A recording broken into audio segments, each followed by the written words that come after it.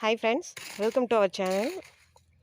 பாருங்கள், இன்றைக்கி வந்து நம்ம என்ன செஞ்சுருக்கோம் அப்படின்னா, பாத்தி கட்டியிருக்கோம். எதுக்கு அப்படின்னா, கத்திரிக்காய் கன்று, மிளகாய் கன்று வைக்கிறது, தக்காளி செடி இதெல்லாம் வைக்கலாம் அப்படின்னு சொல்லிட்டு சும்மா வீட்டுக்கிட்டே கொஞ்சம் இடம் இருந்துச்சு.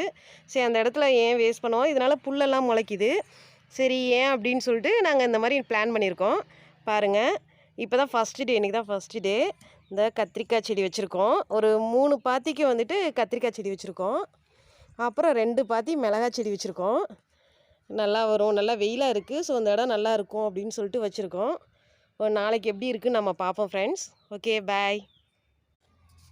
அப்புறம் கொஞ்சம் நிறையா செடிக்கு வந்து இடம் பத்தலை வைக்கிறதுக்கு.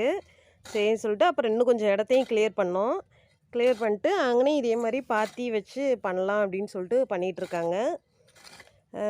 நிறையா மிளகாய் கன்றும் தக்காளி கன்றும் நிறையா இருக்குது. ஸோ அதுக்கு கொஞ்சம் இடம் பத்தலை. பாருங்கள், நாங்கள் செஞ்சுருக்கிறது நல்லாயிருக்கு அப்படின்னு பார்த்துட்டு கமெண்டில் சொல்லுங்கள். ரோஸ் செடி இருந்துச்சு, அது ஒன்று இங்கே பதிச்சிட்டோம். அப்புறம் கனகாம்பரக்கன்று 3 செடி தான் வாங்கிட்டு வந்தோம். 3ஐயும் ஒரே இடத்துலையே பக்கத்தில் வச்சுருக்கோம். இன்னும் கொஞ்சம் மிளகாய் கன்று மட்டும் பேலன்ஸில் இருக்குது. அது எல்லாம் வச்சு விடணும்.